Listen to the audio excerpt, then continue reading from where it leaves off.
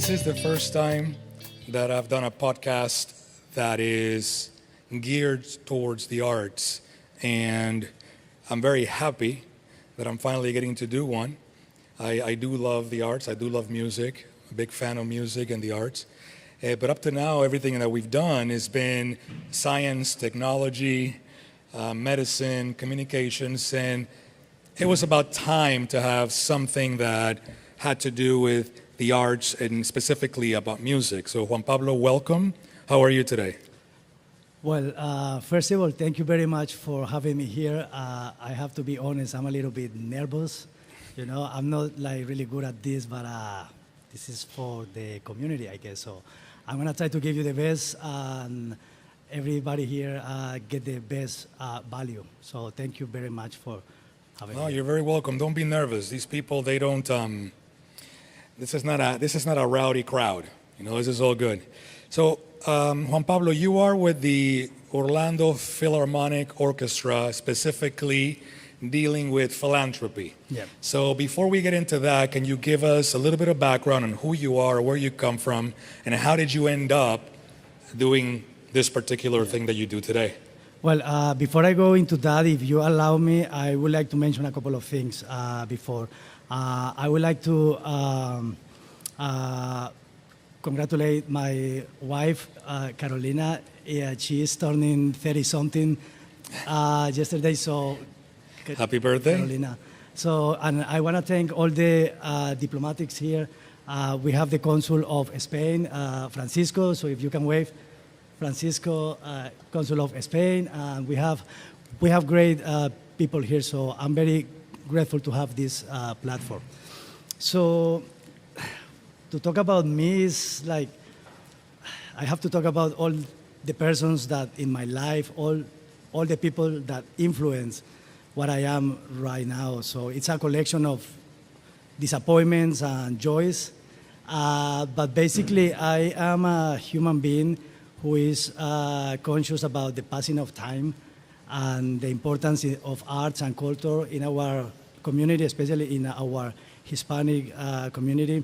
So I'm a person who goes into the community and try to make the best of his time. You know, I talk to people out there about what we need and about what we are willing to give back. So I work with the Orlando Philharmonic Orchestra as a philanthropist and cultural ambassador. So it's a very tricky name. So I have two areas of work. The first one is philanthropy, which open a very extensive road of possibilities to bring new investors, donors, into the Orlando Philharmonic to support arts and culture. So that's one of my positions. So, and I go there and talk to the new industries to try to bring them closer to arts. So on the other hand, I am a cultural ambassador, so philanthropist and cultural ambassador. On the cultural ambassador side, I promote the Orlando Philharmonic in the diverse community in Orlando. So it gives me the possibility to talk to beautiful communities here. My Hispanic community, which is very diverse, Afro-Americans, Asians, so it's a really cool place to work. Yeah. Well, that's fantastic. So thank you for that background. I did a little bit of, talking to some folks that after you and I talked about you being a guest here and the effort that we're trying to do here in Lignona to bring more arts, not just more arts, but more art awareness into the community. You know, art is a very important aspect of the human condition, at least in my opinion. And I feel that in general, the majority of people don't get to benefit from that. And I think that in part is because either people don't know that there are opportunities to not only get involved, opportunities to enjoy the arts, but also because we live in chaotic times, and everybody has. Well, I should say very few people have 9-to-5s anymore, right? I mean, I'm old enough to remember 9-to-5. Yeah. I can look at the faces here and we know that that's not the case anymore. So it becomes a challenge especially in the age of social media, in the age of all these devices where to be an artist, all you need to do is to have a phone and start doing a dance and flipping water bottles, right? It must be challenging to get people not only to enjoy the arts, but participate in the arts. Can you tell us a little bit more about that? Wow, that's a great question, and you are like right in one of the main concerns that I personally have here in the city. We have a lot of great like multicultural institutions there, like the Orlando Philharmonic, who they offer a really extend opportunities to enjoy classical music from different sides, not just from the purist classical, Beethoven, Mozart. So we diversify into jazz. So we try to mix them to bring more attention. And these days, attention is gold. So if we get the attention, so we get the people to turn them into, oh, I didn't know that you have an Orlando Philharmonic. So the information is there. What I think that is missing is the connection between like how you get to that information and how much access we have from our parents, from the kids. From the Orlando Phil, the kids, the children, they are a priority for us, so we try always to invest like really quality performance for the kids, involving the parents, because it's like if the kid, if he doesn't have the support of the parents, it's like, it doesn't matter. So it's been challenging to bring people, but it's been a success. What is life without a nice challenge every day, just to see how are you going to bring a community or a family or a kid that is more interested into other type of things, like being in the streets or doing some, like ghetto things that we always do when we are growing up if we don't have that guidance.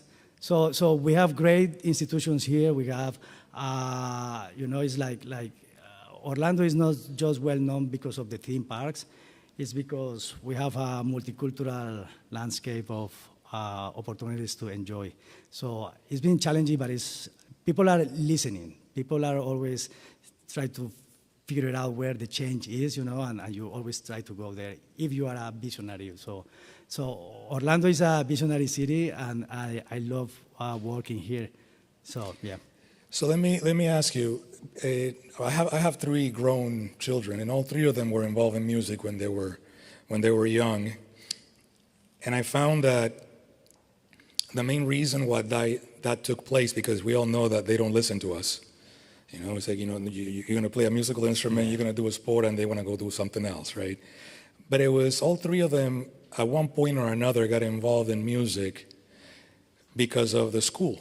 Yeah. The schools, the elementary schools, had music programs. Yeah. The schools that they went to specifically had a music program. So all 3 of them, whether it was elementary or then middle school or then high school band, right? Correct. They had an opportunity within the school system to get involved and to learn how to read sheet music and how to perform in front of people, right? Do you guys do work with the school system, or is that something that is in your forecast? Correct. We do a lot of work with the school system. Right now, we have the YPC, the Young People's Concert. It's a series of 30 concerts in the time of September, October, November. So they are divided. So the kids have the opportunities, kids from Orange County, Osceola County, so Volusia County. So all counties have the opportunity, kids from 3rd grade to 5th grade. So it's a great performance, and the kids have the opportunity to interact with the orchestra. The full orchestra is there with the conductor. His name is Christopher Compessori. So he interacts with the kids. And at the end, it's a mix of feeling, they are laughing, and we get a lot of returning kids with their parents because of this concert. So we invest a lot of resources in bringing great concerts for the kids. So if anybody here wants to experience that kind of concert, you can talk to me, and I can definitely point you to the right way to enjoy this concert. So we have probably 25 more performances at the Dr. Phillips Center.